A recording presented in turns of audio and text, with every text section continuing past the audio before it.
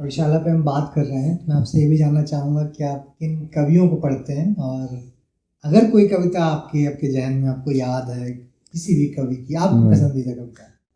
वही बात आ जाएगी, आप कहेंगे कि आपके हृदय में ठाकुर जी क्यों रहते हैं हमेशा। नहीं, बिल्कुल पसंद करते हैं। तो उन्हीं के ही मैं अधिकतर सूरदास, कृष्णदास, गोस्वामी तुलसीदास, कुम्भनदास, अब मैं बताता चला जाऊँगा, बहुत लंबी कहानी। मेरे को पद पढ़ना बहुत प्रिय लगता है।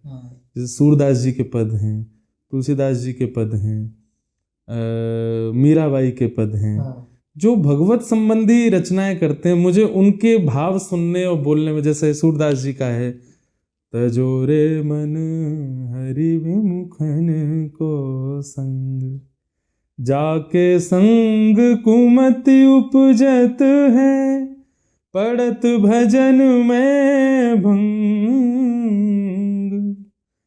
सूरदास कारी कामर पे, चढ़े न दूजो रंग, तजोरे मन हरि विमुखन को संग। जिनकी रचना में किसी को प्रसन्न करने की भावना नहीं है, जिनकी रचना में आत्मकल्याण और भगवत प्राप्ति की, उनकी कविता मुझे बहुत प्रिय लगती है। तो ये सब हमारे अष्ट सखा हैं, सूरदास, कुम्भनदास, गोविंददास, छीत स्वामी, नंददास, कृष्णदास, इस प्रकार ये सब, इनकी रचनाएं मैं बहुत पढ़ता हूँ। लाखों पद हैं इनके, मैं अधिकतर कथाओं में गाता हूँ।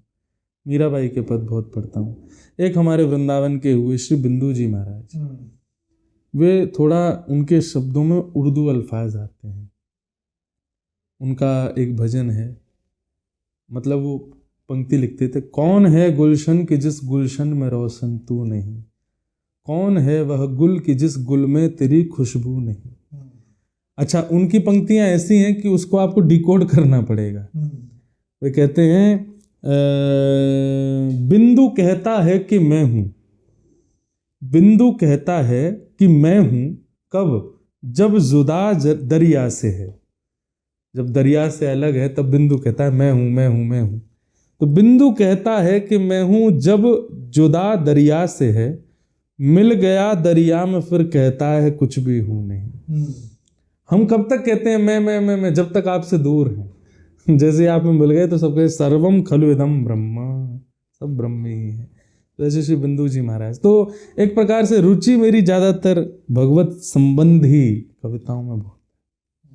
नहीं, आपने जिनके भी नाम लिए, सूरदास वगैरह, जिनकी कवियाँ लगभग सभी की पसंदीदा कवि, और हम लोग का सभी उनको बचपन से पढ़ते आ रहे हैं, जब से वो एजुकेशन सिस्टम का एक हिस्सा भी है। जी।